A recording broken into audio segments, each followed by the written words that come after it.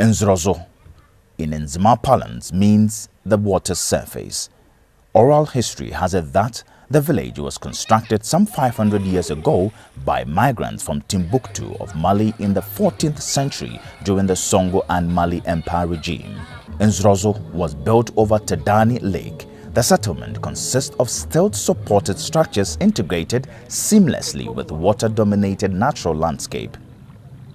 The community, with a population of about 600, is governed by the chief, Takrika. Bordered by the Yamanzure River, the community is a purely indigenous one where everything, including the buildings, mode of transport, is made from natural materials.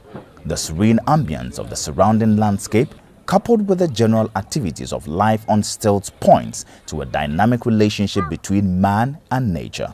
Traditional village life is adapted to the unique natural conditions. Known widely for its architectural layout and the huge interest in the village, the quality of living among these indigents rather reveals a poor living condition in spite of its popularity. Frustrated by the poor condition of living, some residents lamented to the news team.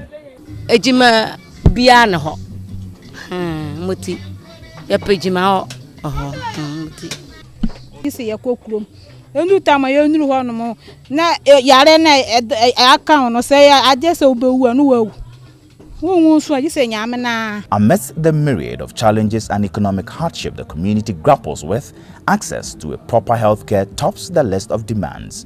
Speaking to Openi John Arthur, one of the revered elders in Nzulezu, he said the community is in dire need of a community health center as there is none. Okay, we don't have any clinic here. So the government has to come in and then give us this cheap compound here for the people to save our lives. When someone is sick in the night or at dawn, you have to transport the person to town and also continue to visit the nearby hospital.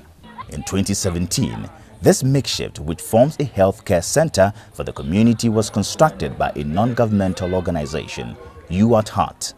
It was expected to be commissioned by the Member of Parliament for Jomoro District, Paul Essien, but he failed to turn up. A disappointed John Arthur says they still haven't heard from him even after a series of calls. When they were coming to open the clinic, well, they invited Honorable Minister. He told them he would be in to open that clinic. But since then, when they called him, he was on meeting, so we couldn't get time to come.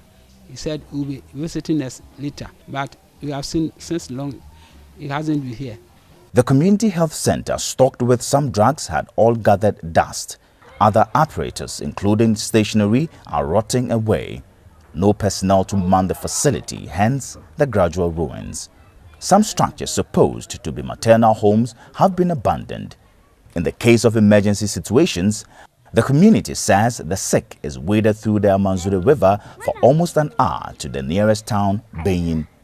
48-year-old Agnes, a traditional birth attendant with over 2 decades of experience, shares with me the challenges.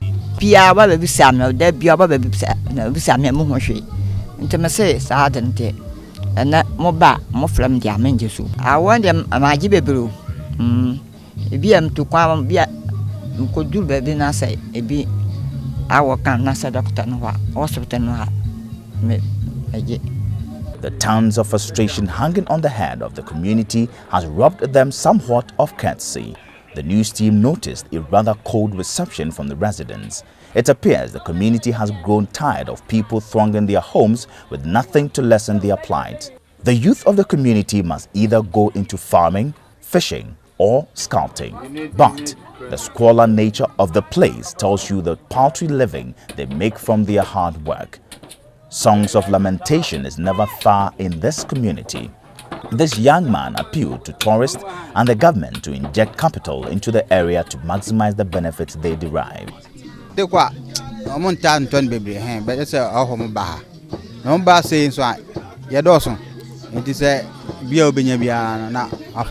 According to the frustrated residents, it appears the community is lost on government interventions list. Disappointed by the ancient developmental challenges, the residents are threatening to ignore the promises of government and also boycott the elections.